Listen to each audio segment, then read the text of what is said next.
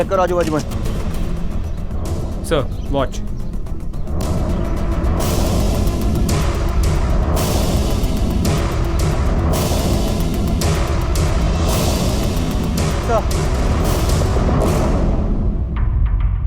Sir लड़की के पास पड़े बैग से जो सामान मिला है, इन पर से फिंगरप्रिंट्स लेकर हमने एनालिसिस के लिए भेज दिया, लेकिन सर लड़की की बॉडी क्लेम करने के लिए कोई आया नहीं है। और आसपास के किसी पुलिस स्टेशन में कोई मिसिंग रिपोर्ट इस उम्र की लड़की की? सर हम पता लगा रहे हैं। ये छड़ी, ये बोलकर टाइम बताने वाली घड़ी, ऐसा सामान तो नेत्रहीन लोग ही यूज़ करते हैं। पहला गैस यही है कि इस लड़की का सामान है, लेकिन किसी और का भी हो सकता है। सर अगर पोस्टमार्टम रिपोर्ट से कंफर्म होता है कि ये लड़की नेत्रहीन थी तो ये सारा सामान उसी का होगा। वैसे केस तो एक्सीडेंट या सुसाइड का ही लग रहा है, लेकिन मर्डर को भी नज़रअंदाज नहीं किया जा सकता। एक काम करो, बस टिकट्स की जांच करवाओ, शायद लोकेशन का कुछ आइडिया मिले। सर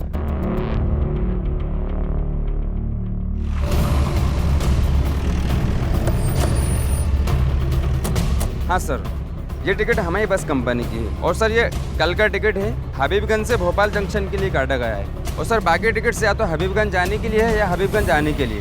ये टिकट्स हमें एक नेत्रहीन लड़की के पास से मिले। ये टिकट आपने काटी है? हमारी कंपनी की बहुत सारी बसेस और बहुत सारे कंडक्टर, बताना मुश्किल है सर किसने काटा है, क्योंकि सर बहुत सारे पैसेंजर्स हैं, किस किस को याद रखेंगे। ठीक है, thank you. Thank you. Habibganj चलो।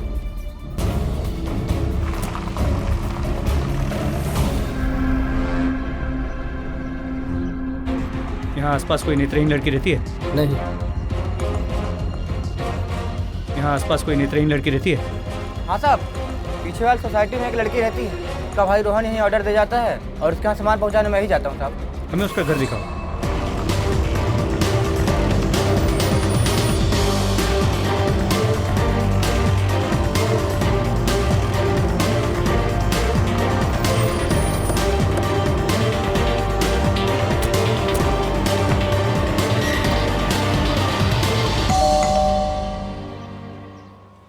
क्या हो गया साहब? यहाँ कोई नेत्रहीन लड़की रहती है? हाँ, अनुराधा रहती है। हमें शक है कि उसका ट्रेन एक्सीडेंट हो गया। क्या? अनुराधा का एक्सीडेंट हो गया? कल? अच्छा उसके घर में कोई और नहीं है, माँ बाप वगैरह?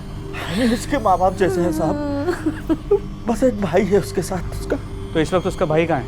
किसी काम से चंडीगढ़ गया हुआ है। रोहन को क्या जवाब देंगे अब? रात को तो हम आए थे, दरवाजा भी खटखटाया था हमने सोचा कि सो रही होगी, डुप्लीकेट चाबी रहती है हमारे पास। सुबह जब हमने घर खोलकर देखा, कोई नहीं था घर में। अगर घर में कोई नहीं था तो आप लोगों ने उसकी मिसिंग कंप्लेंट क्यों नहीं लिखवाई? हमने सोचा कहीं गई होगी साहब। ठीक है, उसके घर की डुप्लीकेट चाबी ले आई।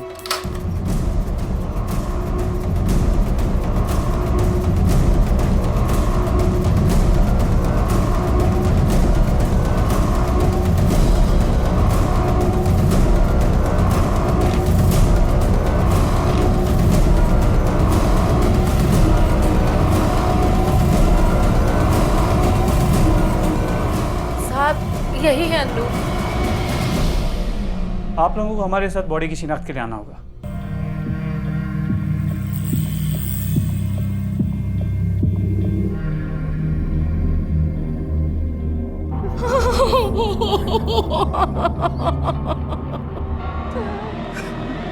हमारा बच्चा नहीं है साहब। इन लोगों को आप कब से जानते हैं? जब से ये हमारे पड़ोस में रहने आए थे, बहुत प्यार करते थे दोनों एक दूसरे को। अगर अन्नू को जरा सा भी कुछ हो जाता तो रोहन पूरा घर सर पर उठा लेता था साहब। अरे क्या हुआ? कमीने! लगी तो नहीं बेटा? हाथ पाँव तोड़ दूंगा तेरा। बैठ जा बैठ जा बैठ जा। क्या हुआ? ये यहाँ के बच्चे, ज्यादा दर्द हो रहा है? चलो हॉस्पिटल चलते हैं। अरे नहीं बेटा, ज्यादा जोर से नहीं लगी, अभी ठीक हो जाएगा। हाँ। रोहन के आते ही हमें इन्फॉर्म कीजिए, बॉडी सिर्फ उन्हीं को दी जा सकती है। आखिरकार एक डेड बॉडी को उसकी पहचान मिल गई। अब सिर्फ उसकी मौत के कारणों पर से पर्दा हटाने का काम बाकी था। पहली नजर में तो ये सुसाइड या एक्सीडेंट का केस ही मालूम हो रहा था, लेकिन पुलिस मर्डर के एंगल को भी नजरअंदाज नहीं करना चाहती थी। सवाल यह था कि एक 18 साल की लड़की की जिंदगी में ऐसी क्या बात हो गई थी कि उसने अपनी जान देने का फैसला कर लिया, और जिस भाई के वो इतने करीब थी उसे छोड़कर जाने का कदम उसने कैसे उठा लिया। ये माना कि आत्महत्या करने वाला इन सारे लॉजिक्स के परे होता है, लेकिन क्या ये वाकई एक आत्महत्या का मामला था? और पुलिस अपनी तहकीकात से हत्या के विकल्प को नहीं निकाल सकती थी। सिर्फ लाश की शिनाख्त करना पुलिस का मकसद नहीं था, बल्कि ये पता लगाना था कि आखिरकार अनुराधा के साथ हुआ क्या था।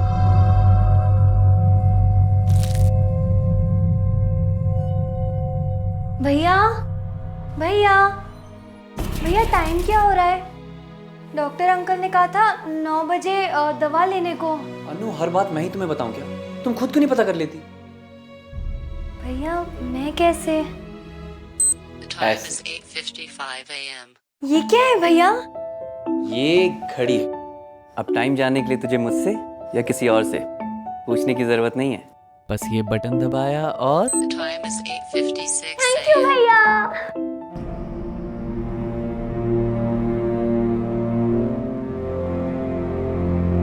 मेरी बहन अंधी जरूर थी, पर वो जन्म से अंधी नहीं थी। उसकी आंखें बिल्कुल नॉर्मल थी। अरे भाई चलो भाई चलो, देर हो रही है, आप तैयार नहीं हुए अभी तक? नहीं बस तैयार हो गई, चलो ना। हम चाचा जी के यहाँ से सुबह 6 बजे तक आ जाएंगे। बाय बच्चे। अंकल के यहाँ से वो कभी नहीं लौटे। कार एक्सीडेंट में उनकी मौत हो गई। बहुत बुरे दिन थे वो हमारे लिए। मैं खुद इतना बड़ा नहीं था कि अनुराधा को संभाल सकूं, पर समय सब सिखा देता है। धीरे धीरे सब कुछ ठीक भी होने लग गया था, लेकिन एक दिन अचानक अनुराधा की आंखों में दर्द उठा। क्या हुआ अनु? भैया मेरी आँख और सिर में बहुत दर्द हो रहा है। अच्छा, एक मिनट रुक, मैं आइस पैक लेके आता हूं।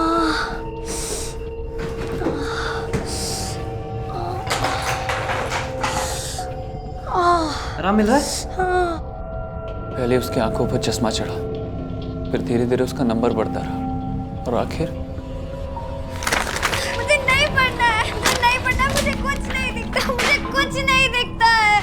नहीं, मुझे नहीं पढ़ना, मुझे नहीं पढ़ना है। भैया मुझे कुछ सही से नहीं दिखता है भैया। हाँ तो हम जा रहे हैं ना डॉक्टर के पास, सब ठीक हो जाएगा। भैया मुझे इस अंधेरे से निकालो भैया, मुझे बहुत दर्द होता है। सब ठीक हो जाएगा। अनुराधा ने तो धीरे धीरे अंधेरे को एक्सेप्ट कर लिया, और अंधेरों ने उसके अंदर की जीने की रोशनी को ही निकल लिया। किसी डॉक्टर को दिखाया था उसे? छोटे बड़े हर डॉक्टर को दिखाया था, फिर उनके कहने पर हैदराबाद भी लेकर गया था, फिर कोई फायदा नहीं हुआ। क्या अनुराधा डिप्रेस भी थी? मतलब क्या यह हो सकता है कि वो खुद ट्रेन के सामने आई हो? सुसाइड? पता नहीं सर, पर पहले भी उसने 1-2 बार सुसाइड अटेम्प्ट किया है। अनु, ये मैंने कुछ पकौड़े। अनु क्या कर रही है? नहीं, अरे रोहन, रोहन छोड़। सर नहीं करते रोहन। क्या हुआ आंटी? रोहन के हाथ काट रही चाकू से अपना। हाथ काट? मेरा दम घुटता है, मुझे नहीं जीना है, मुझे छोड़ो। चुप कर, ऐसे नहीं करते बेटा। श्रीवास्तव अंकल और आंटी ने बहुत हेल्प की। अगर वो नहीं होते तो मैं तो अनु को संभाल ही नहीं पाता। ठीक है, अब जा सकते हैं। जरूरत पड़ी तो दोबारा बुलाएं। जी।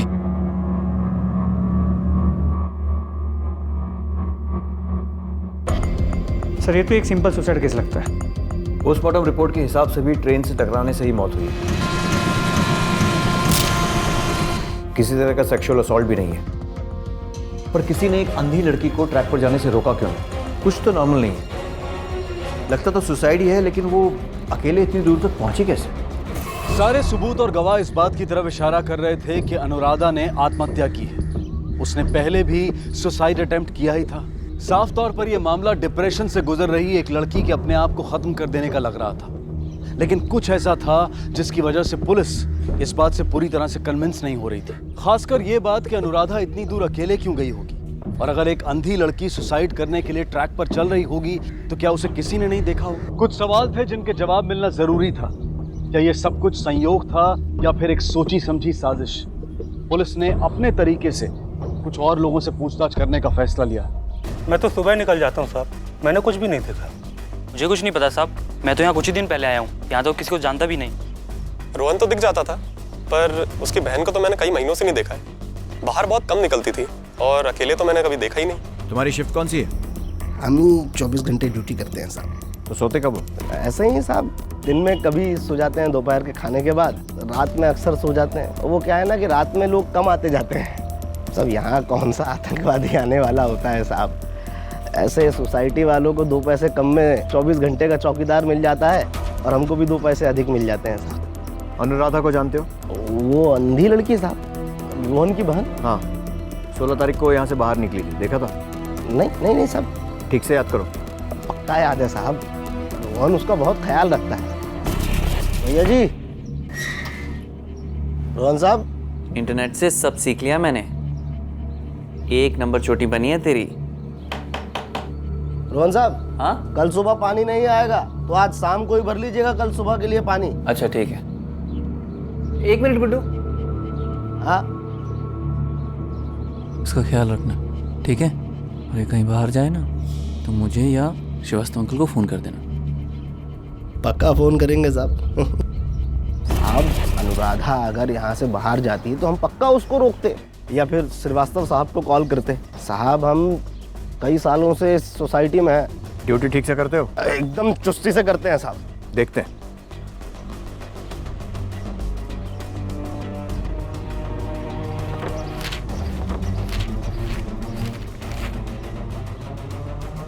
यह है चुस्ती की ड्यूटी। एंट्रीज भी पूरी नहीं है। अगर कुछ छुपा रहा है या झूठ बोलकर हमें गुमराह कर रहा है तो 20 साल के लिए अंदर करूंगा, समझा ना? नहीं चुप। इन घरों में जाकर पूछताछ करते हैं कि वाकई में ये लोग आए थे या फिर फेक एंट्रीज। तो हाँ सर, सुमित मेरा चचेरा भाई है और 16 तारीख को मेरे घर आया भी था। लेकिन बात क्या है साहब? कुछ नहीं, ऐसी रूटीन इंक्वायरी। लेकिन सुमित ने गेस्ट एंट्री रजिस्टर में ना तो अपना मोबाइल नंबर लिखा है ना साइन किया है। क्यों? अरे साहब, वॉचमैन बहुत ही लापरवाह है सर। कई बार विजिटर्स को खुद ही मना कर देता है रजिस्टर में एंट्री करने के लिए। बोलता है कि इससे पेज भर जाएगा। मैंने उसको कई बार डांटा साहब, लेकिन कुछ दिन बाद वो फिर से वैसे ही हो जाता है। और तो और साहब, उसका कैरेक्टर भी अच्छा नहीं है। वो आने जाने वाली लड़कियों को घूरता रहता है। अपने पड़ोस में जो मिश्रा जी रहते हैं उनकी लड़की के साथ छेड़खानी कर दी थी साहब। लोग तो पुलिस में रहने वाले थे। माफ़ी मांगने पर मामले को दबा दिया गया था साहब। ठीक है। हाँ, इंस्पेक्टर साहब, रमेश को क्यों नहीं जानता? मेरे दोस्त का बेटा है वो, और 16 तारीख को यहाँ आया भी था। लेकिन बात क्या है इंस्पेक्टर साहब? वॉचमैन की तो बात मत करिए आप। नंबर 1 का घटिया और बेकार आदमी है। अरे साहब, लड़कियों के साथ छेड़छाड़ करता है। मैं तो पुलिस में जाने वाला था, लेकिन सोसाइटी वालों ने रोक लिया। पता नहीं सेक्रेटरी से उसने क्या सेटिंग करके रखी है कि हर बार बच जाता है। ठीक है सर, मुझे लगता है इस सेक्रेटरी से बात करनी पड़ेगी। चलो। आपकी सोसाइटी के वॉचमैन के खिलाफ इतनी सारी शिकायतें हैं, फिर भी आपने उसे हटाया क्यों नहीं? और ना ही पुलिस में कोई कंप्लेन दर्ज की है? सर, कुछ तो सोसाइटी के लोगों का भी प्रॉब्लम है। लोग उससे अपना पर्सनल खुन्नस निकालते हैं, अपना सामान मंगवाना चाहते हैं, और जब वो ड्यूटी छोड़कर जाने से मना कर देता है तो लोग उसकी शिकायत कर देते हैं। पहले कुछ लड़कियों ने सर उसके खिलाफ शिकायत की थी, पर पिछले 1 सालों से सर उसके खिलाफ कोई कंप्लेन नहीं है। हाँ, फिर भी अगर आप कहते हैं सर तो मैं सिक्योरिटी एजेंसी से बात करके उसको हटा देता हूँ। जी नहीं, पहले मैं तो उससे ठीक से बातचीत कर लूँ।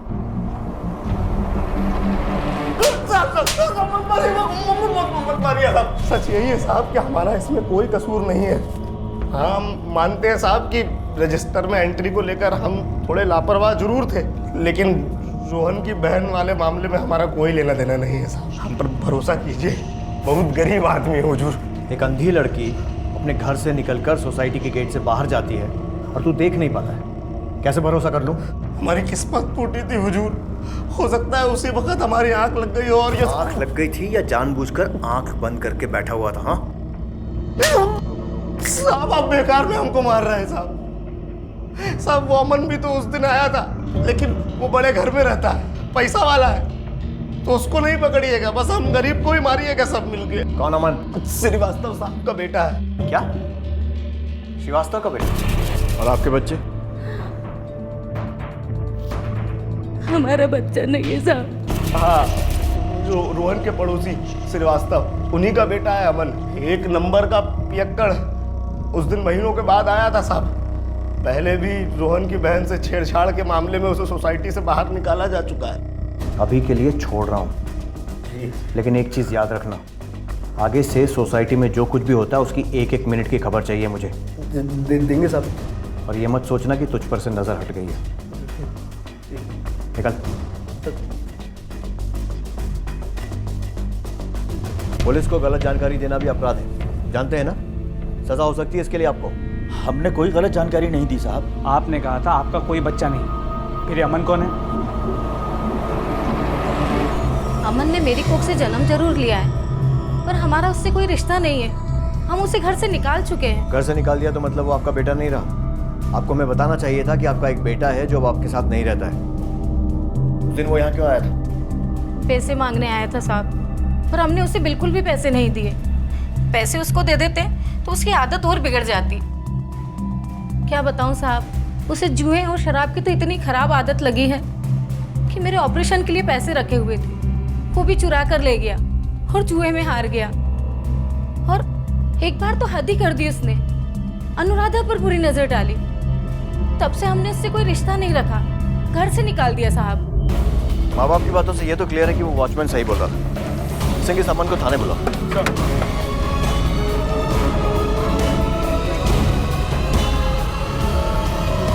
चल बता, क्यों गया था उस दिन वहां पर? सर मेरे पास पैसे खत्म हो गए थे, भीख मांगने तक की नौबत आ गई थी, इसलिए पेरेंट्स के पास गया था मैं पैसे मांगने के लिए, और उन्होंने भी मना कर दिया पैसे देने से मुझे। और तूने गुस्से में अनुराधा को मार दिया क्योंकि तेरे माँ बाप तुझसे ज्यादा उससे प्यार करते थे और तेरी बुरी नजर भी थी ना उस पर। मुंह खोलेगा या खुलवाऊं? सर मैंने उसके साथ कुछ गलत नहीं किया था। हाँ, एक बार अनुराधा को देखकर बहका जरूर था मैं। सर उसका भाई चाबी छोड़कर जाता था रोज मेरे। हेलो, आंटी हैं? हाँ अंदर है। आंटी? हाँ बेटा। आंटी अनु का ख्याल रखिएगा। मैंने वैसे उसका खाना बना दिया है, जल्दी आने की कोशिश करूँगा मैं। हाँ अगर जल्दी आ गए तो हम शाम का खाना साथ में ही खाएंगे। जी। अपना ख्याल रखना। मुझे पता था वो अकेली रहती है, अब मौका पाकर मैं उसके पास चला गया एक दिन।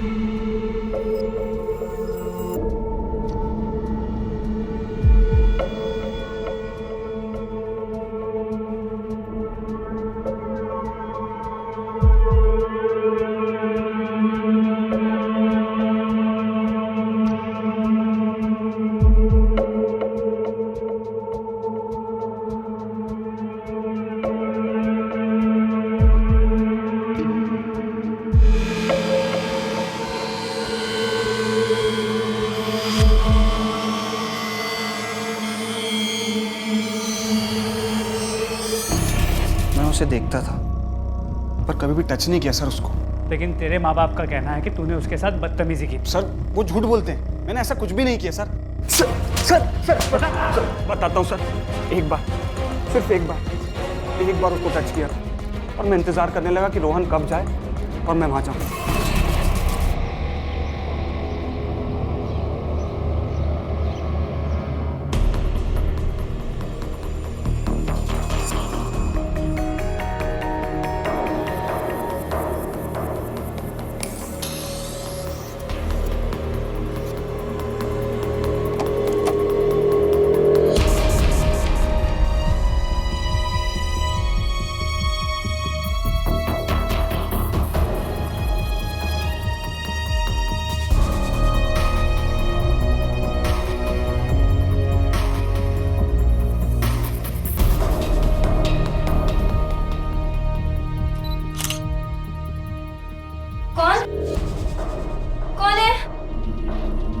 अनुराधा चुप रहो, शांत रहो।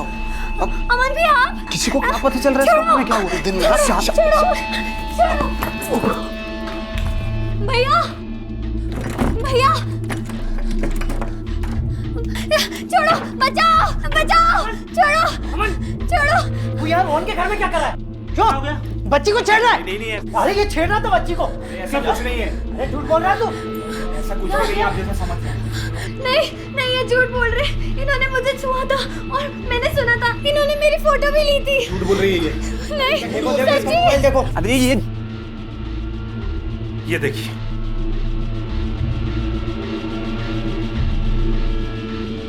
अमन, और इसी बात का बदला लेने के लिए तूने अनुराधा को ट्रेन के आगे धकेल दिया। सर मैं ऐसा क्यों करूंगा, और इस सब से मुझे क्या मिल जाएगा? सर वो कोई बच्ची तो है नहीं जो मेरे साथ चुपचाप चली आती। सर गुस्सा जरूर आया था मुझे उसके ऊपर, क्योंकि उसी के कारण मेरे घर वालों ने मुझे बाहर निकाला था। मैं बहुत परेशान था सर, और मैं ये सब क्यों करूंगा सर? ठीक है, अभी छोड़ रहा हूँ, लेकिन गायब मत होना। जी सर। जब बुलाऊं फौरन आ जाना। जी सर। निकल।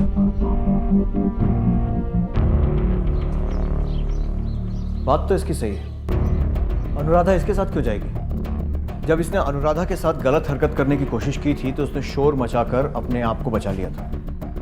मतलब अमन का अनुराधा को बहला फुसला कर ले जाना तो बहुत मुश्किल है। फिर मुझे अभी भी लग रहा है कि अनुराधा किसी जान पहचान वाले के साथ ही घर से निकली होगी। अब इस मामले में रोहन ही कुछ और बता सकता है।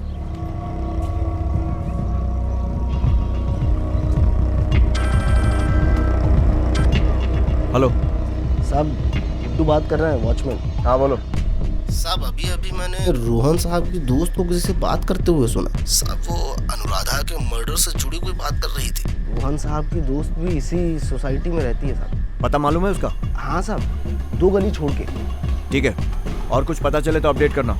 जय हिंद साहब, बताते रहेंगे।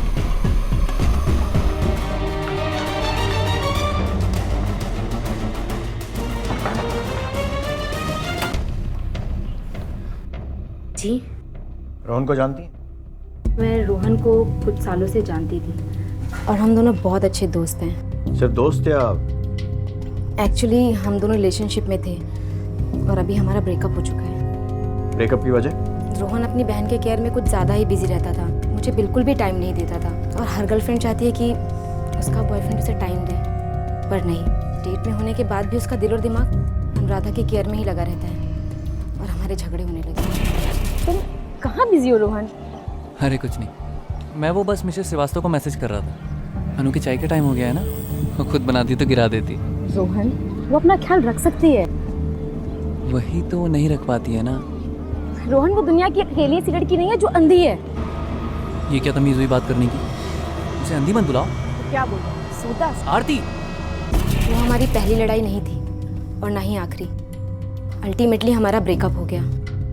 उसके बावजूद हमारे झगड़े होते ही रहे। किस वजह से? प्रतीक। ये प्रतीक कौन है? रोहन के बाद मैं प्रतीक से मिली, वो मुझे अच्छा लगने लगा और हम बाहर मिलने लगे। और एक दिन चलो मेरे साथ। रोहन, मैं तुम्हारे साथ नहीं जाना चाहती। आरती, मुझे तुमसे बात करनी है। तुम चलो यार। हाचो। क्यों? अपनी बहन से फुर्सत मिल गई? अरे जा के देख, अंधी का साली कहीं घर ना जा। छोड़ मत दे, साले जान से मार दूंगा मेरी बहन के बारे में। मैं दूर रह मुझसे, मैं तेरी बहन को घर से उठा लूंगा मैं। अबे छोड़ना यार। रोहन से आखिरी बार कब मिली थी?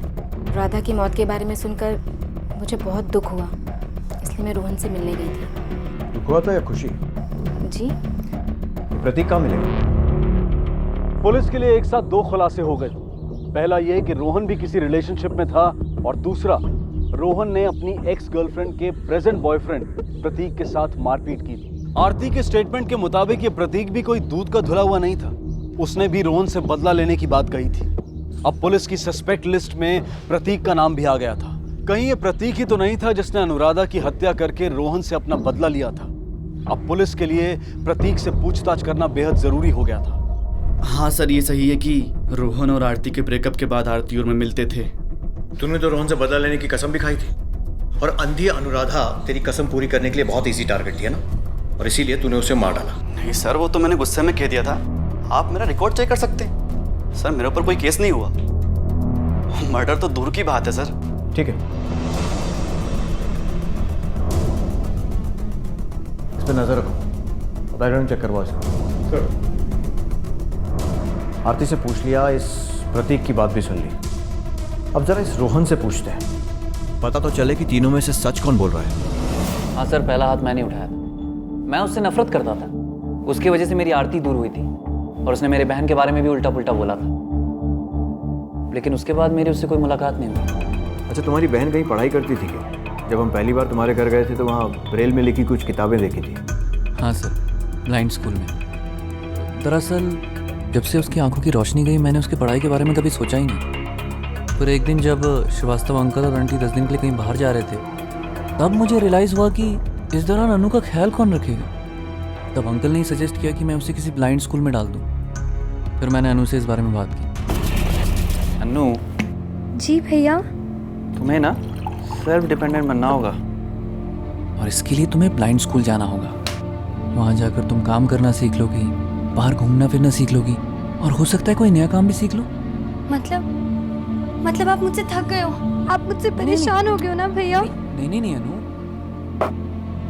ऐसी कोई बात नहीं है। अरे मुझे गलत मत समझ, मैं ऐसे काम छोड़ के कितने दिन तक तेरी देखभाल कर पाऊंगा। अरे मैं तो चाहता हूँ तेरे इलाज के लिए तुझे अब्रॉड लेके जाऊँ, तेरे लिए पर्सनल ट्रेनर रखूँ, लेकिन बेटा इन सब के लिए पैसे चाहिए ना। काश काश भगवान मेरी आंखों की जगह मेरी जान ही ले लेते। तू बैठ यहाँ पे, बैठ। ऐसा नहीं बोलते बेटा, मम्मी पापा के जाने के बाद एक तू ही तो है जिसकी वजह से मैं जिंदा हूं। अगर तुझे कुछ हो गया तो तू ब्लाइंड स्कूल नहीं जाना चाहती ना, तो तू मत जाना, ठीक है? मैं कुछ ना कुछ कर लूंगा।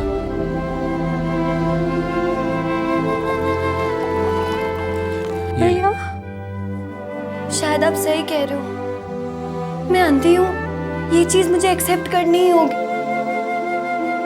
पर क्या करूं भैया, इस अंधेरे में मेरा दम घुटता है। इस जिंदगी का क्या फायदा जिसमें मैं अपने भाई का चेहरा भी ना देख सकूं। अरे भैया आप कितने पतले हो गए हो।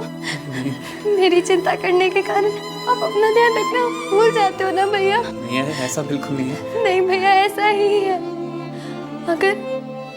अगर आप मुझसे प्रॉमिस करो कि आप अपना ध्यान अच्छे से रखोगे तो मैं ब्लाइंड स्कूल जाने के लिए तैयार हूँ।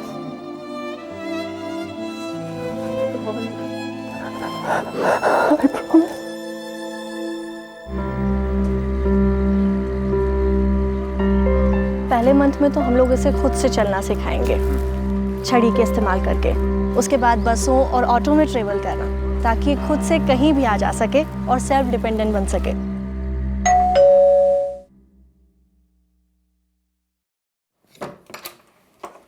अरे अनु, भैया कैसी मेरी बहन? मैं एकदम ठीक हूँ। भैया आपको पता है मैंने ना टिकट खुद लिया और बिना किसी और के सपोर्ट के अकेले घर वापस आई। हाँ पता है इतने टाइम के बाद बस में जाने में बहुत मजा आया। अकेले? हाँ। झूठ बोलती है? नहीं, ये बिल्कुल सच बोल रही है। इसने अकेले ही पूरा ट्रेवल किया है। मैं तो बस इसीलिए साथ आई कि अगर कोई प्रॉब्लम हो तो मैं हैंडल कर सकूं। Cute sister, my best brother. कुछ दिन तक तो सब कुछ ठीक था, पर फिर एक दिन मुझे ब्लाइंड स्कूल से फोन आया।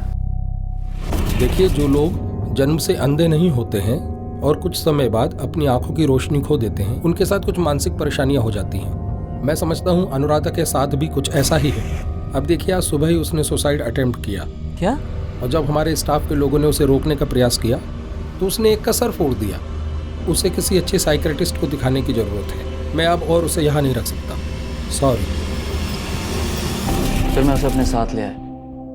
अनु को बहुत अटेंशन चाहिए होता। मैंने उसे डॉक्टर को दिखाया, उन्होंने उसे दवाइयाँ भी दी, उसका डिप्रेशन कम होने लगा।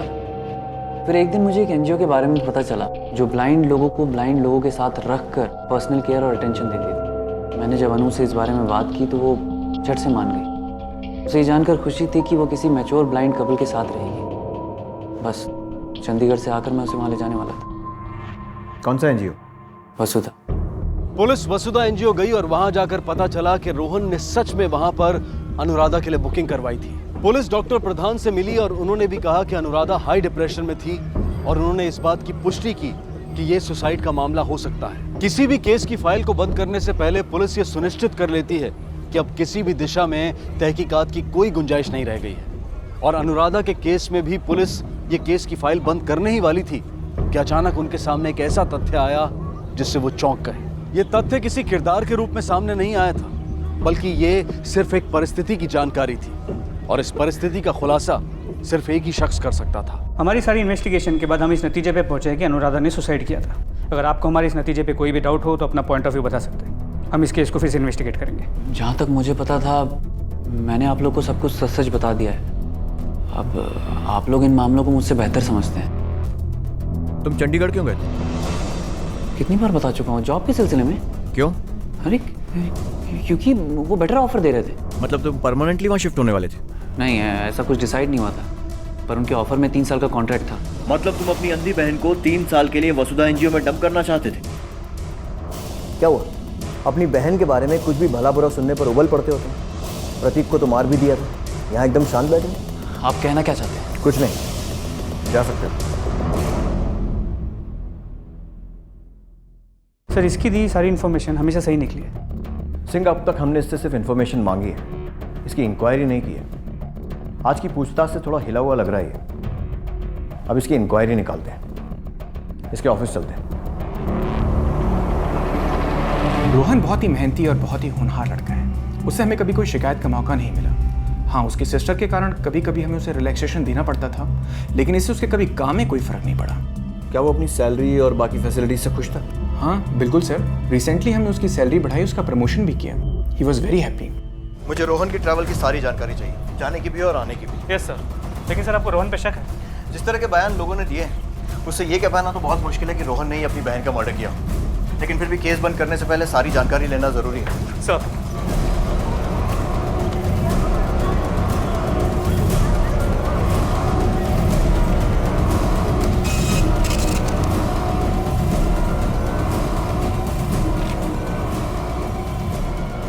रोहन को बुलाओ।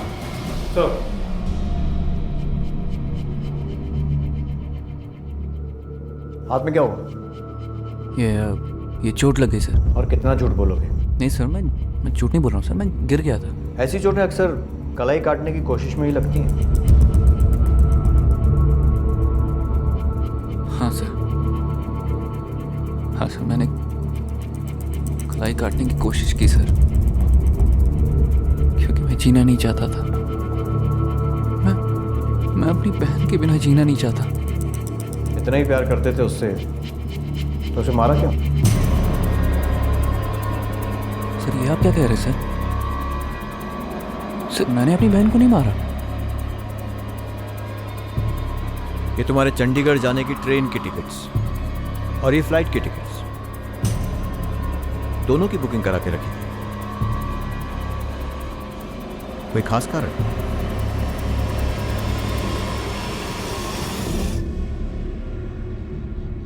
अपनी बहन को बहुत प्यार करता था। जानता हूं, और उसी गिल्ट में खुदकुशी करने की कोशिश की। जानना यह चाहता हूं कि उसे मारा क्यों? अपनी बहन को अपनी जान से भी ज्यादा प्यार करता था, पर मैं आरती को भी चाहता था। मैं आरती के साथ जीना चाहता था, पर अनु के वजह से हमारे रिश्ते में तनाव बढ़ने लगे। मैं 3-4 घंटे में आऊंगा, फिर हम खाना साथ। अरे अनु, अरे ये कैसे हो गया? भैया वो वहाँ चोट लग गई। हेलो। हाँ आरती। आरती, आई एम रियली सॉरी, मैं आज आ नहीं पाऊंगा। वो अनु को चोट लग गई है थोड़ी। मैं कब तक तुम्हारा इंतजार करूं रोहन? रोज तुम कोई ना कोई बहाना देते हो, अनु ये अनु वो। एक काम करते हैं, हम ब्रेकअप कर लेते हैं। हाँ ये सही होगा। तुम जाकर ना अपनी लाडली बहन को संभालो, और प्लीज आज के बाद मुझे फोन मत करना। अरे आरती मेरी बात तो सुनो। आरती हेलो। बाद में मेरा और उसका ब्रेकअप हो गया।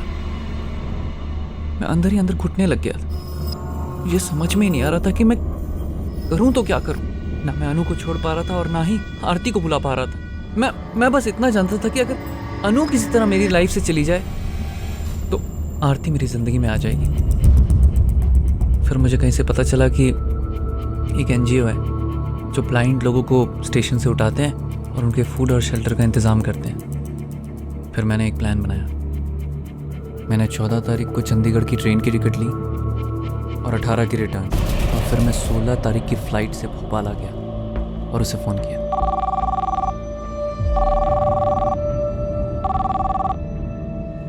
हेलो अनु, मैं रोहन बोल रहा हूँ। हाँ भैया, मैं आपकी आवाज़ पहचानती हूँ। क्या हो गया आपको? अच्छा सुन, मैं आज वापस आ रहा हूँ। मेरी जॉब पक्की हो गई, सैलरी भी अच्छी है। मैं तेरे लिए एक पर्सनल ट्रेनर और केयर टेकर रखूँगा। वहाँ ना बहुत बड़ा बंगलो है, लॉन भी बहुत बड़ा। तू वहाँ पर घूम सकेगी। अरे वाह, कांग्रेट्स भैया। एक काम कर, तू भोपाल स्टेशन आ जाना, हम वहाँ से कहीं घूमने चलेंगे। वैसे भी 1-2 रोज में चंडीगढ़ शिफ्ट होने वाले हैं, लेकिन तू अकेले आ तो जाएगी ना? भैया आप भूल गए क्या? ट्रेनिंग स्कूल में मैंने सब कुछ सीखा है। आप बिल्कुल भी टेंशन मत लो। आप खाली मुझे ये बताओ कि मैं कितनी देर में आऊँ? घंटे भर में। अच्छा सुन, तू श्रीवास्तव अंकल को मत बताना कि मैं वापस आ गया हूँ, ठीक है? हाँ हम उनको सरप्राइज देंगे। ठीक है भैया।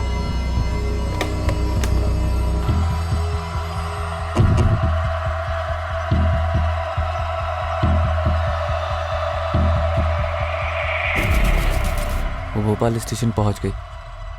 मैं उसे लेके प्लेटफॉर्म पर आ गया। तू बस 1 मिनट यहाँ ठहरा। हाँ। मैं अभी टिकट लेकर आता हूँ, यहीं पर रुकना। हाँ।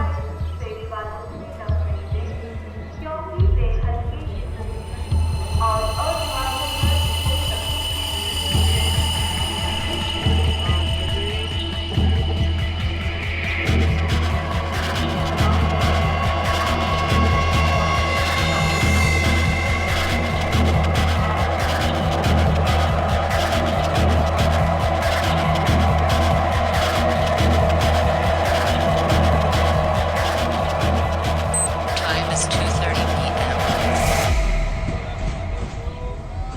भैया भैया भैया भैया आप कहाँ गए?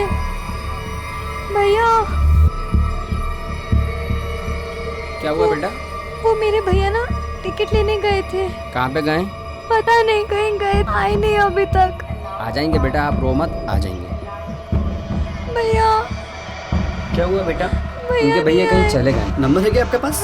नंबर नहीं पता। रो मत बेटा, भैया आ जाएंगे। 2 घंटे वेट करने के बाद भी कोई एनजीओ वाला उसे लेने नहीं आया। वो घबरा गई और रोने लग गई, और मुझसे उसका रोना देखा नहीं गया। मैं झट से उसके पास चला गया। भैया क्या हुआ? भैया 2 घंटे से परेशान हो रही है। भैया कहाँ थे भैया? मैं टिकट लेने गया था। मैं डर गई थी। करिए आप नंबर भी नहीं दे कुछ नहीं। Sorry thank you. चलो। अरे मैंने बोला था ना, घबराने की जरूरत नहीं है। भैया आपने कितना देर लगा दिया। Sorry really sorry. संभल के, सीढ़ी है। क्या हुआ भैया? आप इतने चुप क्यों हो? I'm sorry भैया। मैं ना उस टाइम पे बहुत ज़्यादा रो दी, पर मैं क्या करती? मैं बहुत ज़्यादा डर गई थी।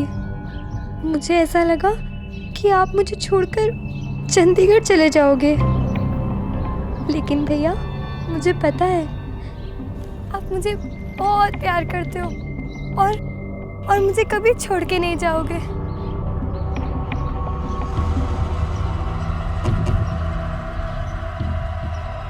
भैया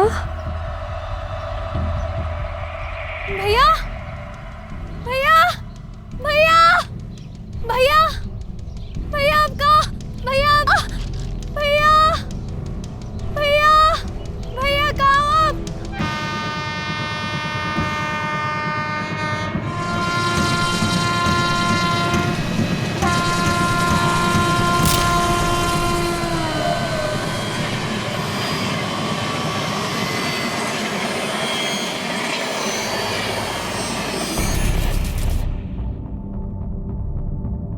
मुस्कुरा रही थी,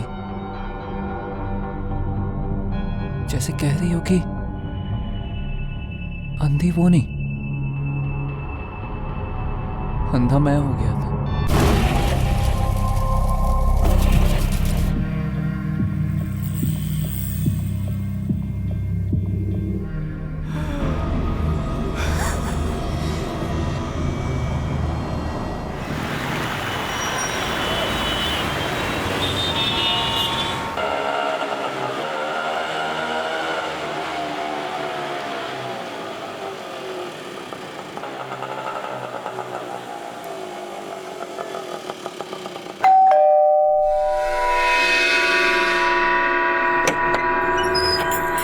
रोशन जी तुम्ही? लेकिन तुम तो मालदा से कल आने वाले थे, फिर अचानक कैसे आ गए? हाँ कल आषाढ़ झीलो आने वाला तो कल ही था, किंतु काज जल्दी खत्म हो गया तो फिर रुक कर क्या फायदा। बहुत अच्छा किया। 1 मिनट। अरे क्या कर रहे हो? एक बात बताओ, आमे मिस कॉर्ली की? बहुत ज्यादा। छोटी शक्ति।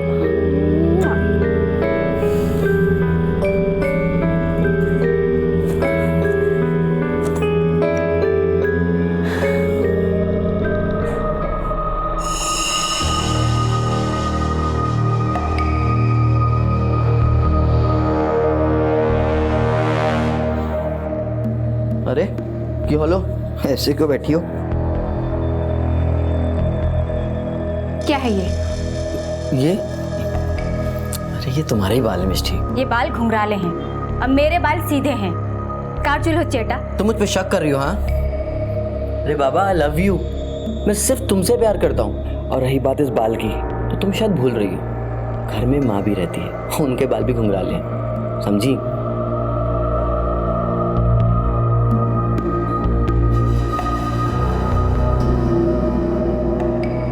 माँ। हाँ बोलो बेटा। माँ ये देखो ना, प्रसन्नजीत के शर्ट पे किसी लड़की का बाल। तू इसके लिए इतना परेशान होकर घूम रही है? अरे मेरा बाल होगा, बाहर से आया था तो गले लगा था मेरे, रह गया होगा उसके कपड़ों में। क्या छोटी छोटी बातों पे शक करती रहती है? प्रसन्नजीत ऐसा लड़का नहीं है, बहुत प्यार करता है तुझसे। हाँ, ऐसे जा, चट कर।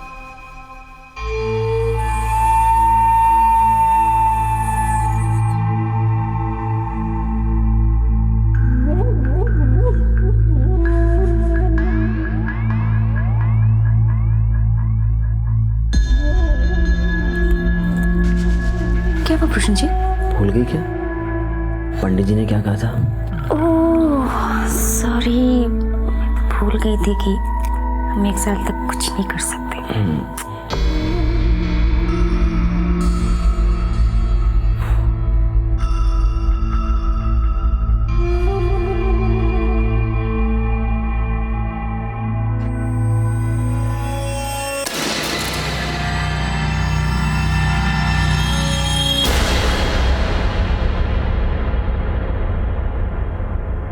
प्रसन्नजीत, ओ प्रसन्नजीत, आज मुझे ऑफिस छोड़ने चलोगे? आज बहुत थका हुआ हूँ, एक्चुअली ट्रैवलिंग बहुत ज़्यादा करना पड़ा ना इस बार। कल पक्का तो मैं ऑफिस छोड़ने चलूँगा। लेकिन जब मैं शाम को ऑफिस से वापस आऊँगी ना, तब बाहर कहीं डिनर करने चलेंगे। पक्का चलेंगे। Love you.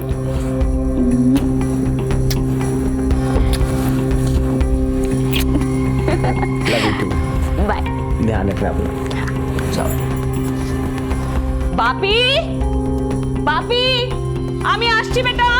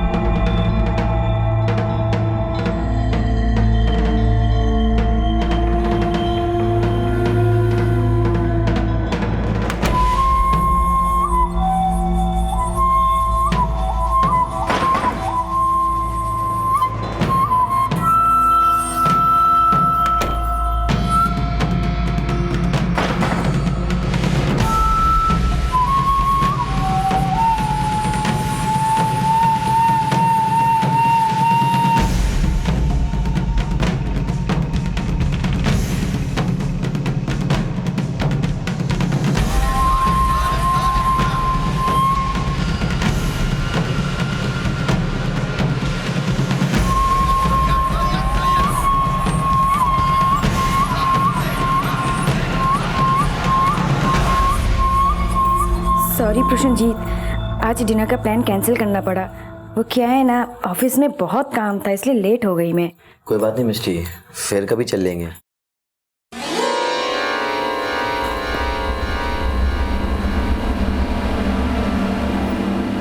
प्रसन्नजीत, प्रसन्नजीत, এটা কার হচ্ছে? किसकी पिन है ये? अरे तुम्हारी ही पिन होगी। प्रसन्नजीत, तुम मुझसे कुछ छुपा रहे हो ना? मेरे पीछे यहाँ पे कोई आती है ना? हाँ, क्योंकि ये मेरी पिन नहीं है। कैसी बातें कर रही हो तुम यार? ये पिन तुम्हारी ही होगी। अरे मैं बोल रही हूँ मेरी पिन नहीं है। अरे ये तो मेरी पिन है। अरे आज तुम्हारा वॉशरूम यूज किया था ना मैंने, इसलिए तैयार भी यही हुई थी, यही रह गई होगी। बापी, मेरे वॉशरूम का नल ठीक करा देना याद से। हाँ, और क्या मिष्टी ये बात बात पे झगड़ा करना? मुझे लगता है तुम दोनों को थोड़ा वक्त और साथ में बिताना चाहिए, यही अच्छा होगा।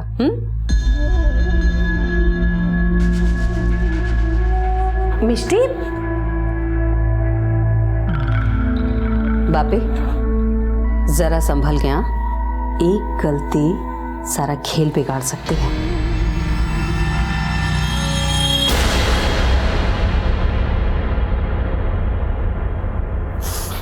इधर देखो, मैं सच में कुछ ऐसा वैसा नहीं कर रहा हूँ। मिष्टी, आई लव यू। सिर्फ तुमसे प्यार करता हूँ, कसम से मिष्टी। मैं जिंदगी भर किसी लड़की को आंख उठाकर नहीं देखूंगा, समझी? तो अब रोना बंद करो। चुप कर बेबी।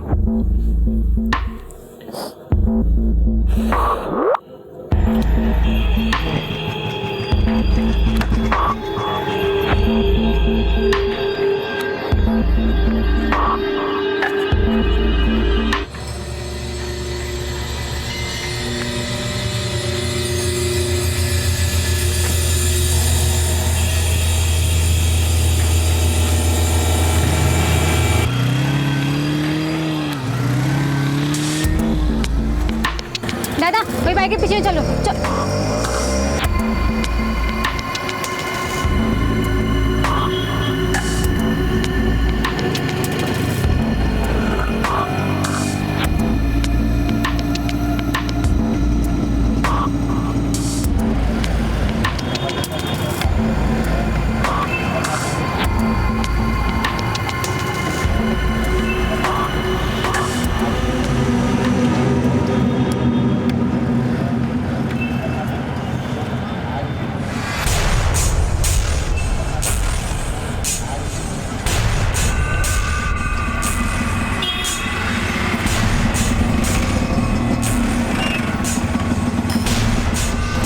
उस ऑटो का पीछा करिए।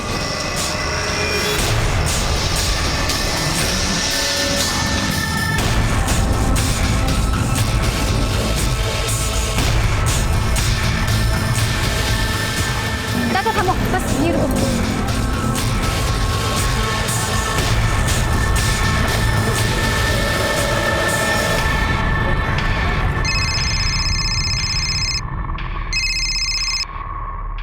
हेलो, मैं बिजी हूँ, मैं बाद में बात करूंगी, ठीक है? पहले दा फाइल टके, आज नहीं आ पाऊंगी, समझ में नहीं आता बात।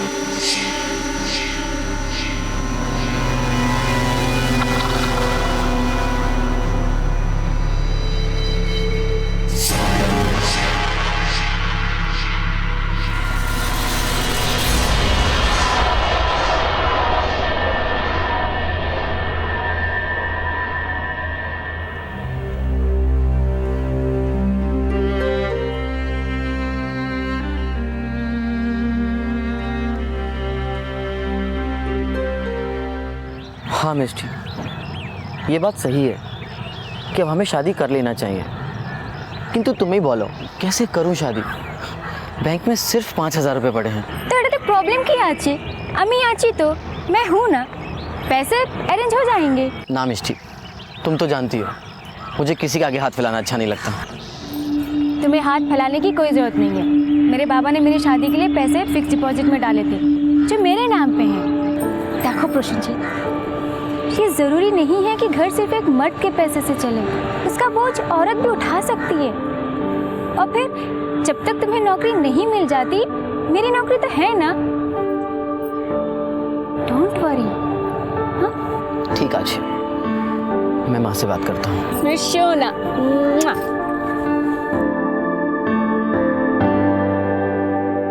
मैं उस लड़के से मिल चुका हूँ। सुमा, कौन सा इंटरव्यू देने वाला था वो? सेल्समैन का। पूरी जिंदगी सिर्फ टारगेट अचीव करते हुए निकल जाएगी। पूरी जिंदगी कैसे निकलेगी वो नहीं पता, लेकिन अगर निकलेगी तो सिर्फ रोशनजीत के साथ, और नो कारो साथ है। तुम अपना मनमानी करना चाहती हो तो निकल जाओ यहाँ से, लेकिन याद रखना, जिस दिन तुम इस घर से एक कदम भी बाहर निकालोगी, उस दिन से यहाँ तुम्हारे लिए एक फूटी कौड़ी भी नहीं मिलेगी। बस यही फर्क है आप में और प्रसन्नजीत में।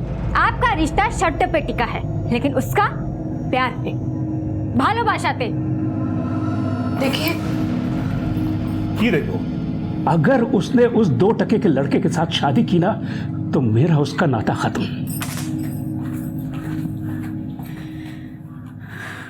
हेलो मिष्टी। की होलो कथा হয়েছে কি? बात हुई क्या? तुम्हें पता है, माँ ने तो हाँ बोल दी है।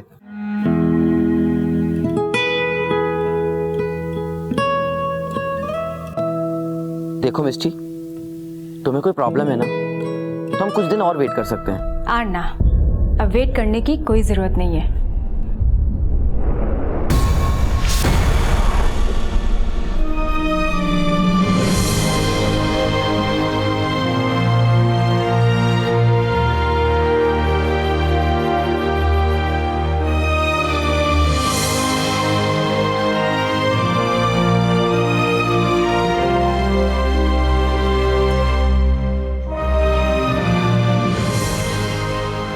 क्या मिष्टी, ऐसा भी क्या जरूरी काम आ गया जो अचानक से जा रही हो? अरे बाबा, तुम तो जानते हो ना ऑफिस के काम कैसे होते हैं। बस मैं 1-2 दिन में आ जाऊंगी। इनफैक्ट मैं 1 ही दिन में आ जाऊंगी। चलो बाबू, वहाँ पहुँचते मुझे फोन करना, ठीक है? बिल्कुल। और अपना ख्याल रखना। और तुम भी अपना ख्याल रखना। चल, ध्यान से जाओ।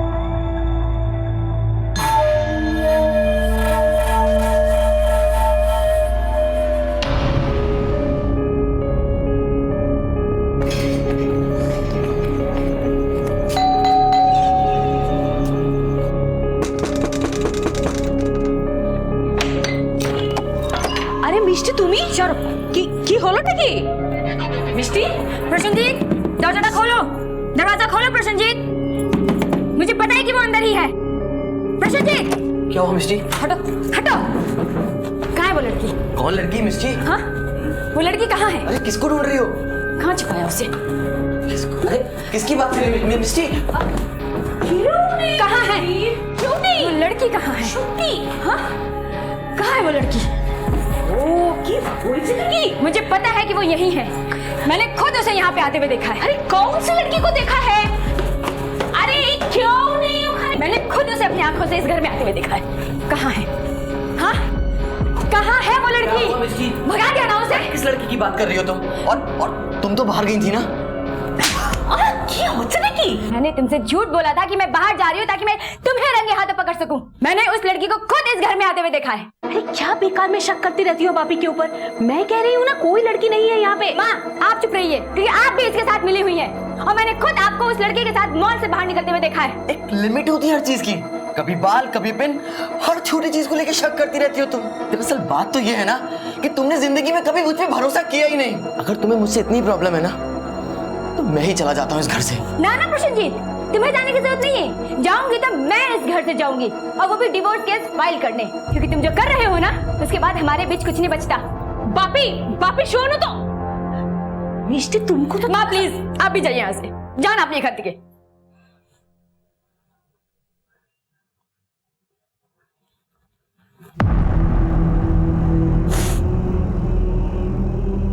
उम्र की एक दहलीज पर पहुंचने के बाद हर इंसान अपने लिए एक साथी तलाशने लगता है, लेकिन कई बार जब यह तलाश लंबी होती जाती है तो अपने लिए सही और गलत साथी को पहचानने की नजर भी धुंधली पड़ जाती है। मिष्टी के साथ भी कुछ ऐसा ही हुआ।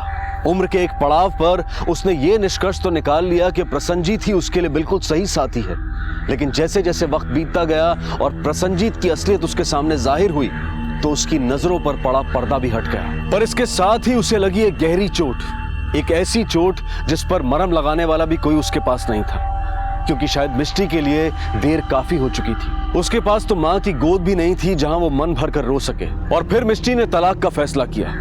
पर इस झगड़े के ठीक बाद अचानक प्रसन्नजीत गायब हो गया।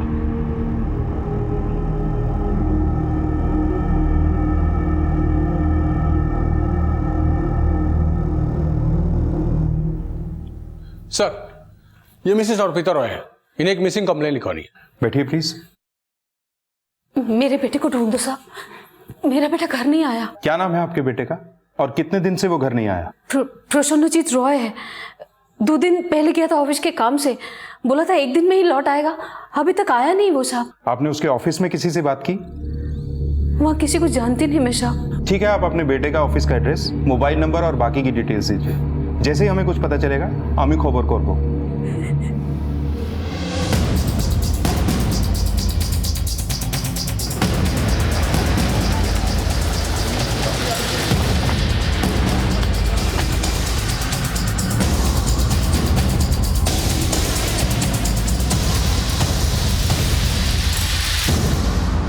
जी सर, 15 फेब को प्रसन्नजीत रानीगंज के लिए निकला था। उसका एक ही दिन का काम था वहाँ। वो हमारे कंपनी का मार्केटिंग एग्जीक्यूटिव है, इसलिए हमेशा ट्रेवल करता रहता है। क्या ऐसा पहले भी कभी हुआ है कि वो कहीं गया हो और उसे आने में देर हो गई? नहीं सर, वैसे तो हमारे कंपनी में वो नया है, पर जब से हमारे कंपनी में काम कर रहा है ऐसा कभी नहीं हुआ उसके साथ। लेकिन हाँ सर, रानीगंज में जिस क्लाइंट से वो मीटिंग करने गया था उस क्लाइंट से वो मिला ही नहीं। उस क्लाइंट का हमें कॉल है।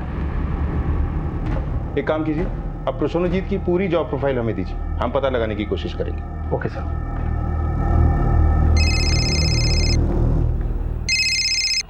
हाँ बोलो। क्या? ठीक है, हम अभी आते हैं। सर, सोनारपुर से कॉल था, वहाँ एक औरत की लाश मिली है। चलते हैं।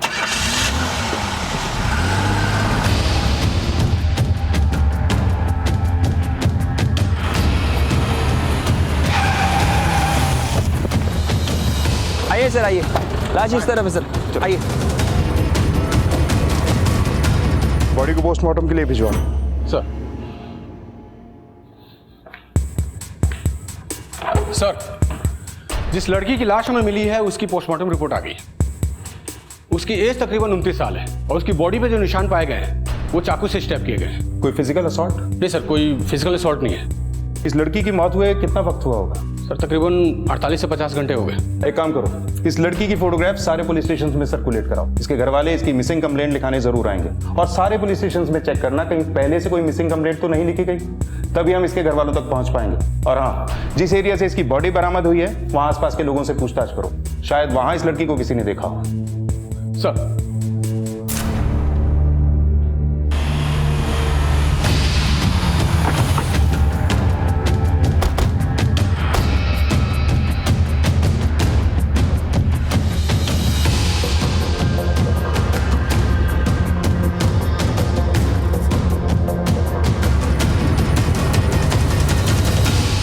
सर,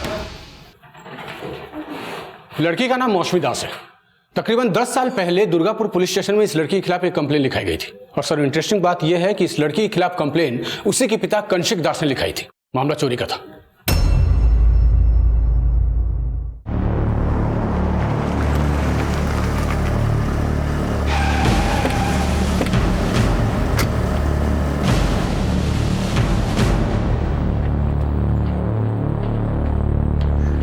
जी सर, ये मेरी बेटी है मौसमी। तो फिर ये आदिलपुर में क्या कर रही थी? मुझे नहीं पता सर, पिछले 10 साल से मेरा इसका कोई लेना देना नहीं है। जब ये अपने घर में चोरी करके भाग गई थी, मैंने इसे ढूंढने का बहुत कोशिश किया मगर मिली नहीं। फिर मैंने पुलिस स्टेशन जाकर इसके खिलाफ FIR लगवाया था। और मौसमी की माँ? वो उसी की वजह से तो सब कुछ बर्बाद हो गया सर, वरना मौसमी कभी ऐसी नहीं निकलती। मौसमी की मां का कई लोगों के साथ चक्कर था सर। एक बार तो मैंने उसे अपने घर में ही रंगे हाथ पकड़ लिया था। मेरा और उसके बीच बहुत झगड़ा हुआ, फिर मैंने उसे घर से निकाल दिया। ठीक उसके 4 दिन बाद मौसमी मेरे घर में आकर के चोरी की। मेरा सारा रुपया, पैसा, सोना सब कुछ लेकर के वो गायब हो गई थी। उसकी कोई फोटोग्राफ? जी सर, मैं भी दिखाता हूं। ये रहा सर। जहांगीर, ये तो अर्पिता रॉय है जो अपने बेटे प्रसन्नजीत की मिसिंग रिपोर्ट लिखाने आई थी। हाँ सर। तो ये प्रसन्नजीत भी आपका बेटा है? नहीं सर, मेरा कोई बेटा नहीं। तो फिर ये प्रसन्नजीत कौन है? सर मैंने आपसे पहले ही कहा, मौसमी की माँ का कई लोगों के साथ चक्कर था। हो सकता है उसी में से किसी का बेटा होगा। जहांगीर, मुझे 100% डाउट है कि प्रसन्नजीत का गायब होना और मौसमी की लाश मिलना, दोनों में कोई कनेक्शन, और ये कनेक्शन हो क्या सकता है? एक मिनट सर।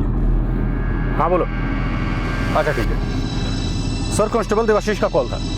प्रसन्नजीत की कॉल डिटेल आ गई है सर। उसने ये बताया कि प्रसन्नजीत के नंबर की लास्ट लोकेशन चटर्जी बाड़ी थी। लेकिन सर इंटरेस्टिंग फैक्ट ये है कि प्रसन्नजीत का नंबर स्विच ऑफ होने से 1 घंटे पहले उसके फोन की लोकेशन सोनारपुर में थी, जहां से हमें मौसमी की लाश मिली थी। सर इसका मतलब तो ये निकलता है कि जब मौसमी की मौत हुई तो वहाँ प्रसन्नजीत मौजूद था। जहांगीर, ये दोनों सौतेले भाई बहन की फोन लोकेशन एक ही जगह एक्टिव थी, जिनमें से एक गायब है और दूसरे की हमें लाश मिली। हो ना हो प्रसन्नजीत ने ही मौसमी को मारा होगा। अर्पिता जी ने अपने बेटे के मिसिंग होने की रिपोर्ट लिखवाई, पर उनकी बेटी तो दुनिया से ही मिसिंग हो गई। एक बार अर्पिता जी से पूछताछ करते हैं।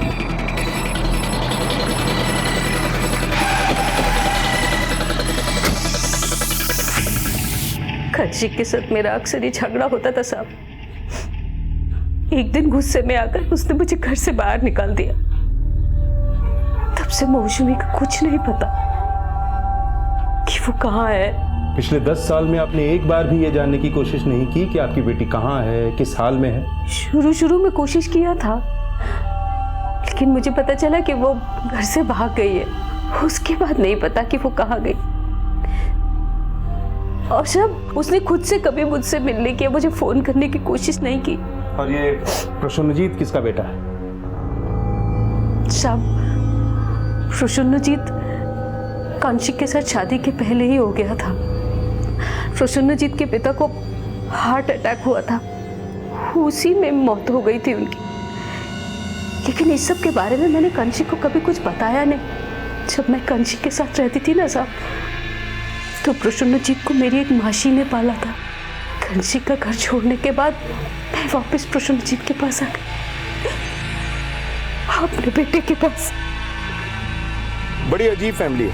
10 साल में ना तो बेटी ने माँ बाप से बात की और ना ही माँ बाप ने बेटी तक पहुंचने की जद्दोजहद की। एक काम करो, दोनों के फोन सर्विलेंस पे डाल दो और इनके पड़ोसियों से भी पूछताछ करो। सर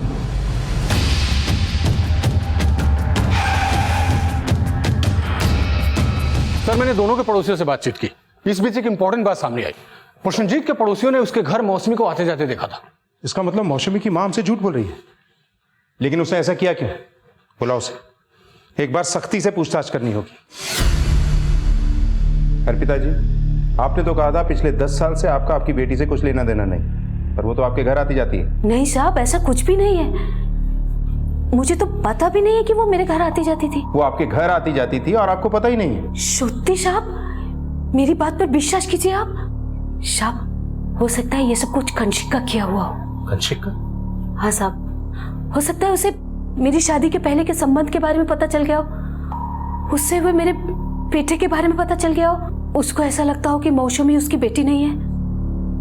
वैसे भी मेरी खुशियों से हमेशा जलता था वो साहब। मुझे फंसाने के लिए ये सब कुछ किया उसने साहब। मौसमी को बहला फुसलाकर उसने अपनी तरफ कर लिया और उसके साथ मिलकर ये जाल बुना साहब। मिस्टी कहाँ है? ऑफिस में गई है सर एक मिनट सर। कांशिक की कॉल डिटेल से मैं ये पता लगा है कि उसका नंबर उस रोज उसी लोकेशन पे एक्टिव था जहां से हमें मौसमी की लाश मिली थी। और सर वहीं पर प्रसन्नजीत का नंबर भी एक्टिव था।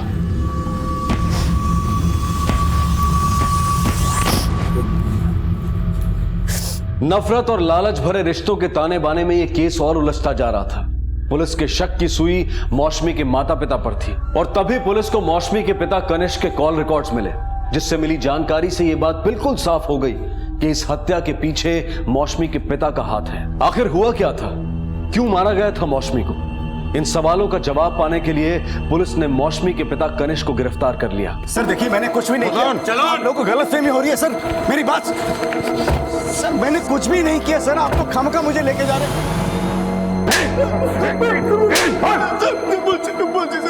सर, मुझे मौसमी का फोन आया था, इसलिए मैं वहां गया था। उसने मुझे 10 साल बाद फोन किया था साहब। इतने लंबे समय के बाद मुझे लगा कि शायद वो सुधर गई होगी, इसलिए मैंने उससे मिलने का फैसला किया था साहब।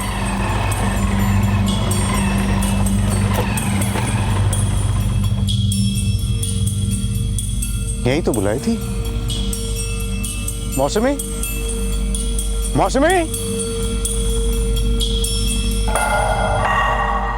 मौसमी, मौसमी, मौसमी। मैं बहुत डर गया था सर। मुझे लगा कि सब यही बोलेंगे कि मैंने मौसमी को मार दिया है। लोगों के पास एक बोलने के लिए वजह भी तो हो जाती है ना, कि मैं क्यों 10 साल बाद यूं अचानक उससे मिलने गया। और एक टेस्ट, एक और कहानी। ऐसी कहानी हम कई बार सुन चुके हैं। तुझे तो वो तब से नापसंद थी ना, जब से उसने तेरा घर लूटा था। ऊपर से तुझे ये लगता था कि मौसमी तेरी बेटी है ही नहीं, इसीलिए तूने उसे मार डाला ना। तुम ही मेरा छना। ना सर, मैंने किसी को नहीं मारा सर। अगर मेरे दिल में उसके खिलाफ कुछ था भी तो मैं 10 साल बाद उसे क्यों मारूंगा साहब? और फोन उसे नहीं किया था साहब। जब मौसमी ने तुझे फोन किया तो कितने बजे किया था? रात को करीब 10 सवा 10 हो रहे होंगे। सर, उस रात 10:13 पे कंशिक के नंबर पे एक लैंडलाइन नंबर से कॉल आया था। जहांगीर, क्या ऐसा हो सकता है कि ये खून इसने किया ही ना हो? ये कोई और ही है जो इस सब में उसे फंसाना चाहता है। उसी ने कंशिक को फोन करके वहां बुलाया होगा। वैसे भी मौसमी का खून तो दिन में हो चुका था और इसे कॉल रात को किया गया। जहांगीर, इस प्रसन्नजीत का मिलना बहुत जरूरी है। बिना उसके मिले ये गुत्थी नहीं सुलझ सकती। जैसे भी, जहां से भी पॉसिबल हो, मुझे ये प्रसन्नजीत चाहिए।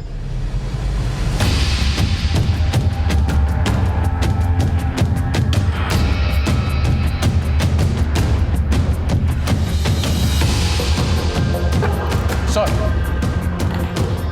प्रसन्नजीत को लेकर एक तो शॉकिंग न्यूज है। क्या? सर, बारासात, मालदा, इस्लामपुर और कोलकाता समेत कई सारे पुलिस स्टेशन से मुझे कॉल है।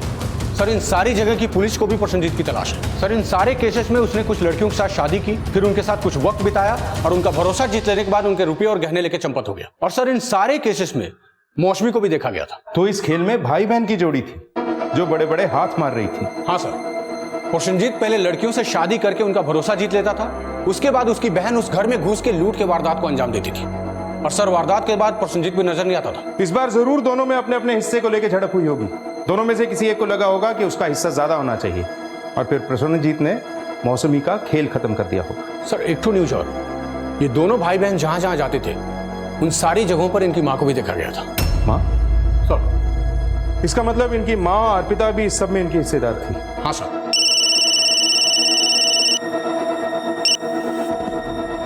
हाँ बोलो। सर, प्रसन्नजीत की माँ झूठ बोल रही है। क्या? हाँ सर, मिस्टी तो 2 दिन से ऑफिस ही नहीं गई। ठीक है सर, मिस्टी गायब है। मिस्टी गायब?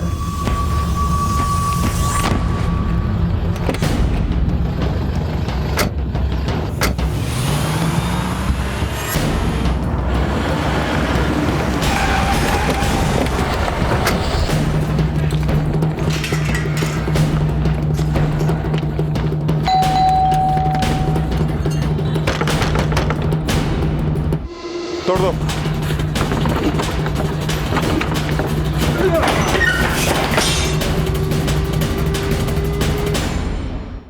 लगता है ये लोग अपना काम कर गए।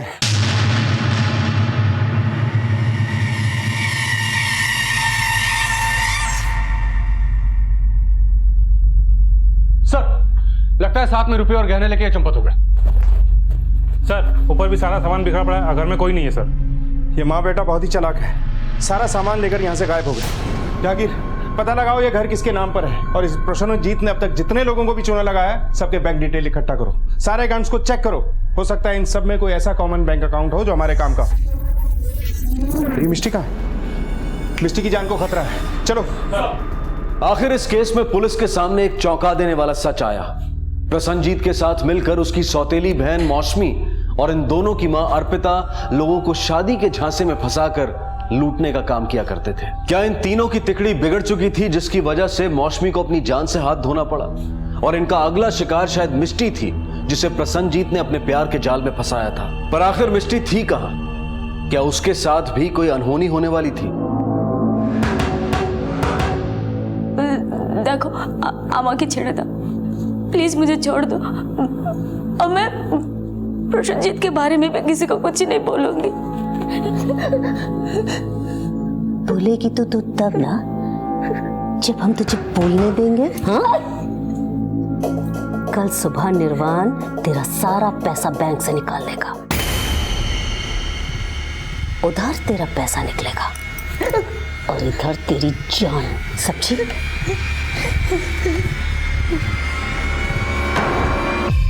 सर, घर के पेपर तो मिस्टी के नाम पे ही है। सर, हमें कई सारे ऐसे अकाउंट नंबर मिले जिसमें पैसों का ट्रांजैक्शन तो हुआ है, लेकिन ये सारे अकाउंट 6 से 8 महीने के बीच बंद कर दिए गए। और सर, इन्हीं सब के बीच हमें डीएसएम कोऑपरेटिव बैंक का वो अकाउंट नंबर भी मिला जिसकी हमें तलाश थी। ये ज्वाइंट अकाउंट 3 लोगों के नाम पे है सर, मौसमी दास, अर्पिता दास और निर्वाण चक्रवर्ती। और एक और बात सर, बारासा के एक होटल से हमें सीसीटीवी की फुटेज मिली है, उसकी मैंने फोटो निकाल ली है। इसमें मौसमी एक लड़के के साथ दिख रही है।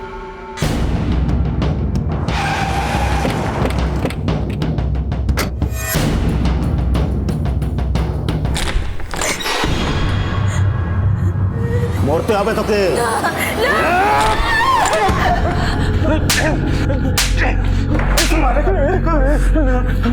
तुम ठीक तो ना? कहाँ है? बता दो सब, बता दो।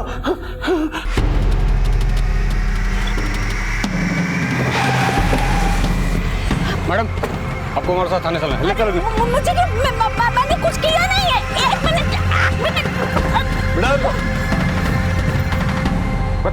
बता प्रसन्नजीत कहाँ है? कहाँ छुपाया तुम लोगों ने उसे? सब सत्य बोल जी साहब, मुझे कुछ नहीं मालूम साहब। देख, झूठ मत बोल, तेरे बारे में मैं सब कुछ जानता हूँ। सीधे सीधे बता दे, वरना वो हाल करूंगा कि याद रखेगा। जल्दी बोल। साहब, हमें किसी जानी ना साहब। तो फिर किसे मालूम है? जल्दी बोल।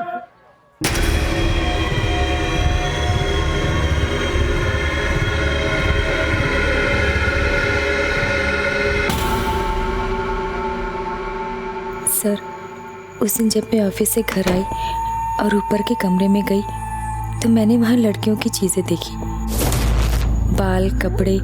मुझे लगा कि कोई लड़की है। मुझे बाथरूम से आवाज़ आई और फिर मैं उस तरफ गई और दरवाज़ा खोला।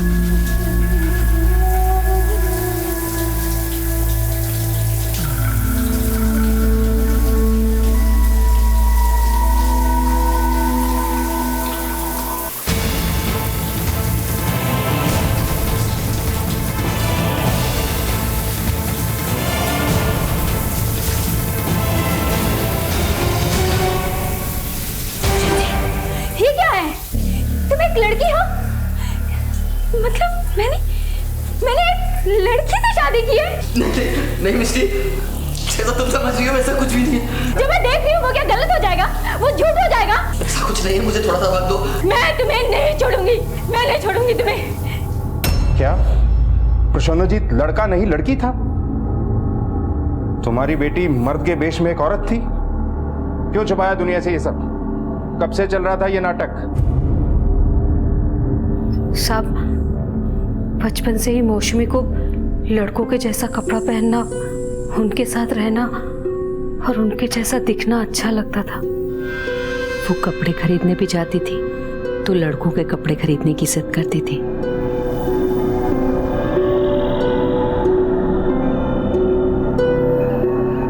उसने माना ही नहीं कभी साहब कि वो एक लड़की है। लेकिन लोगों को ठगना, उन्हें उल्लू बनाना, ये सब कब से शुरू किया? जब हमने कांची का घर छोड़ा साहब तो मौसमी को लड़का बनकर रहने की आज़ादी मिल गई। लोगों को भी समझ में नहीं आता था कि वो एक लड़की है। मौसमी ने भी इस सब को बहुत फायदा उठाया।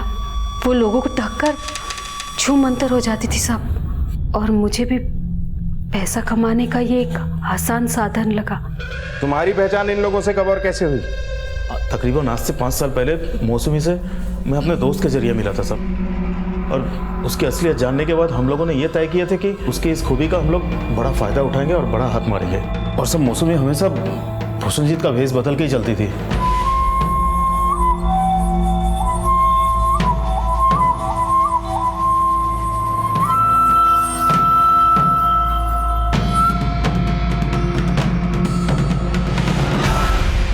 और अमीर घर की लड़कियों को फांस कर शादी कर लेती थी और हम सब मिलकर उनका सब कुछ लूट लेते थे। लेकिन मौसमी को किसने मारा?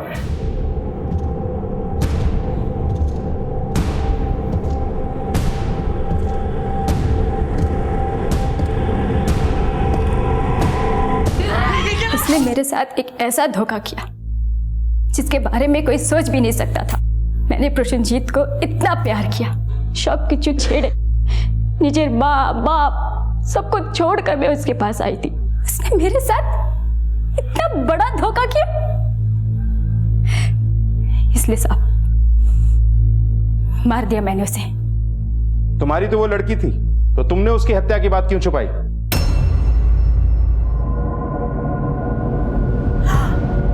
मौसमी, क्यों किया तूने ऐसा? बोल, क्यों किया? हाँ, मार डाला तुम्हारे बेटे को। तुम माँ बेटी ने मिलके मेरे साथ क्या किया? मेरी जिंदगी बर्बाद कर दी, एक लड़की के साथ मेरी शादी करवा दी। इसका नतीजा यही होना चाहिए।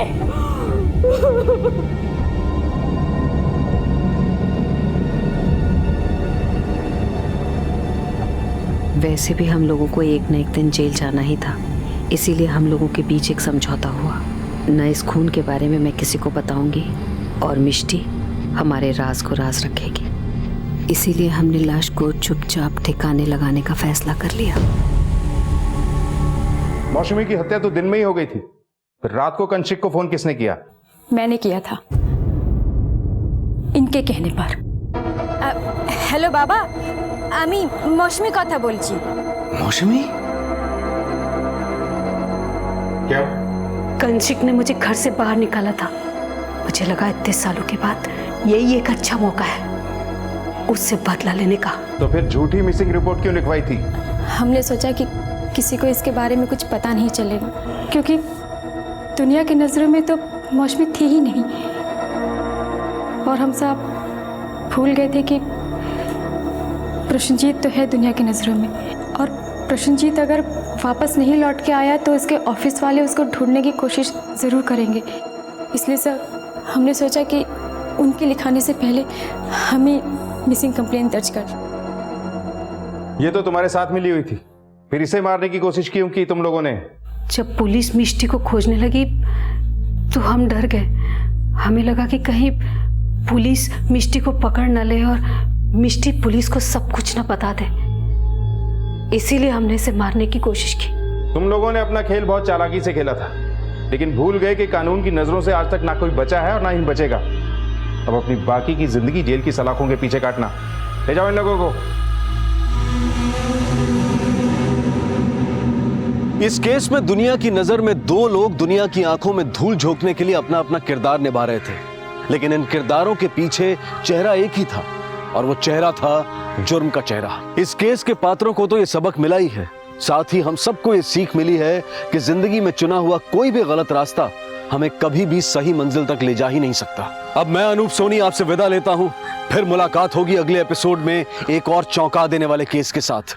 तब तक अपना और अपने परिवार का ख्याल रखें और देखते रहें क्राइम पेट्रोल डायल 100। सबक एक को, सीख हम सबको। जय हिंद। क्राइम पेट्रोल के और भी दिलचस्प कहानी देखने के लिए हमारे चैनल को सब्सक्राइब करें और बेल आइकॉन दबाना न भूलें।